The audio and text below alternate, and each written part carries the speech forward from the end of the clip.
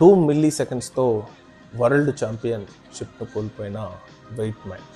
So world athletic championship ప్రజెంట్గా టోక్యోలో జరుగుతున్నాయి. సో ఇందులో 1500 మీటర్ రేస్లో భాగంగా వెయిట్ మ్యాన్, నైడర్ ఇద్దరు పోటాపోటీగా రన్ చేయడం జరిగింది. సో చాలామంది ఉన్నా కానీ వీళ్ళిద్దరి మధ్య పోటీ చాలా ఎంత అంటే మైన్యూట్, అంటే 2 మిల్లీ సెకండ్ వేరియేషన్తో నైడర్ వరల్డ్ అథ్లెటిక్ ఛాంపియన్షిప్ను గెలుచుకోవడం జరిగింది. సో ఈ 1500 మీటర్స్లో అతను 3 minutes 34 seconds 10 మిల్లీ సెకండ్స్లో అచీవ్ కావడం జరిగింది.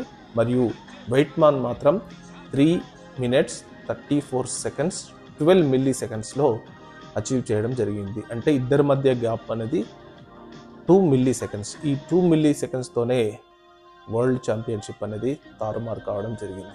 సో నిజంగా టైం అనేది ఎంత వాల్యుబుల్లో మనం అర్థం చేసుకోవచ్చు. Thank you.